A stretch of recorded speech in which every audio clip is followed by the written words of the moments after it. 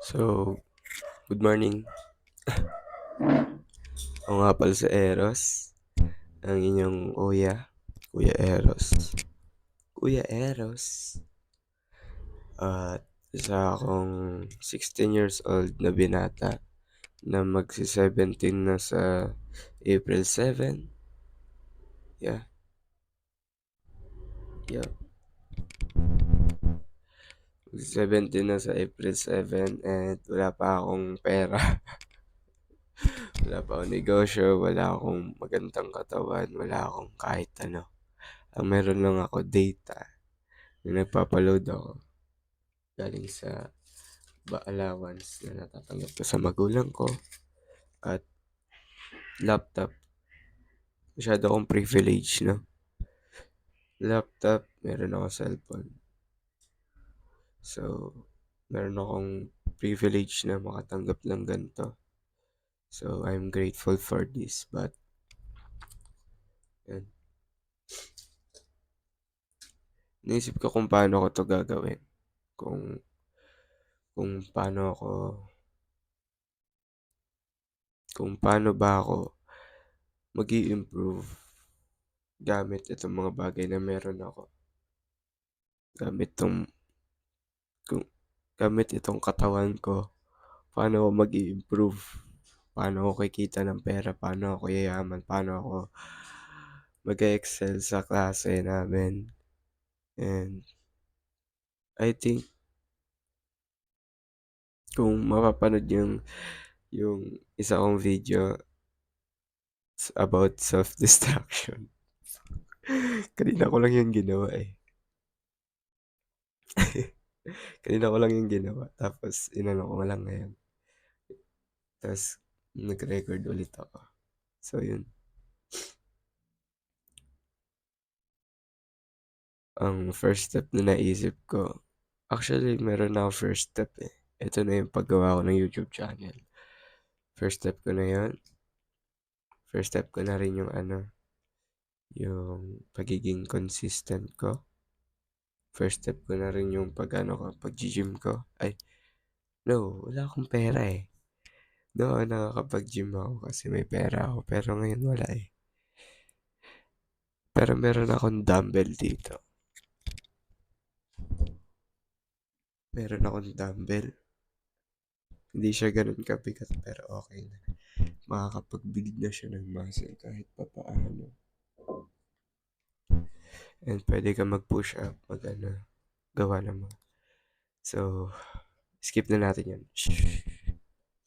So, ayun nga.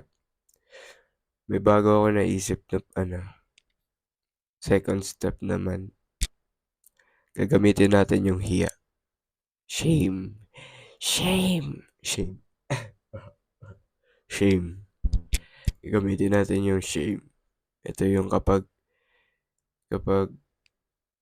may nagawa ka nakakahiyang bagay. For me, yung magsando ka. Yun. Yung magsando ka nakita yung hubog ng katawan mo.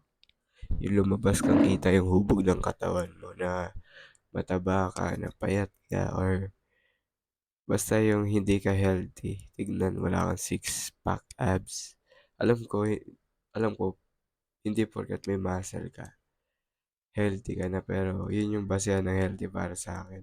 Yung may six-pack ka, may muscle ka. Siyempre, depende na yun kapag iba na yung kapag gumagamit ka ng yung tinuturok, steroids. So yun, tatawagin ko tong Sando Protocol. Puting Sando Protocol.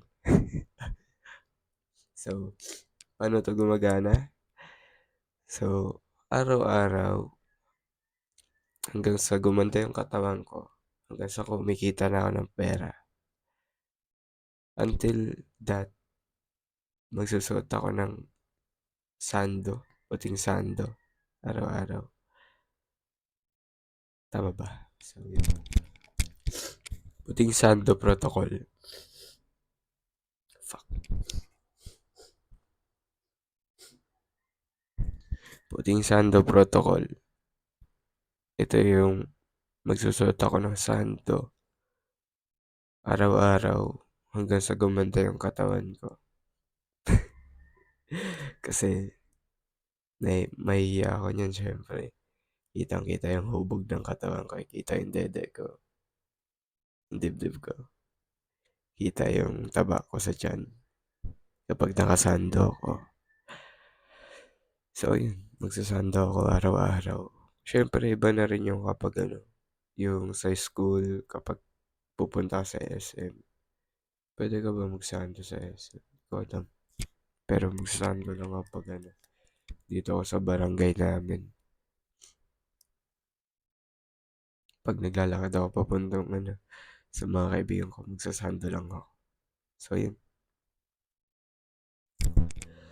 gagawin ko 'to hanggang sa maging successful ako. I mean, kahit saan.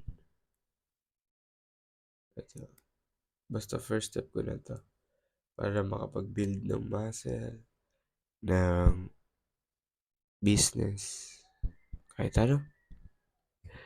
Basta ito yung first step ko sa parang ito yung magsisilbing uniform ko. Ito yung magsisilbing uniform ko, tol. So, kung gusto mo ako gayahin, gayahin mo ako. Puting Sando Protocol. Pinangalanan nila, Puting Sando Protocol. Pero hindi ko to inaangkin. Kasi, nano ko lang talaga to. Natutunan ko to dun sa, ay napulot ko to dun sa mentor ko. Tawag, ang name niya is Hamza Ahmed. Tapos, meron siyang website, school. Meron siyang community doon na pwede ka sumali. Basta search mo lang school, Adonis Gang, tapos yun.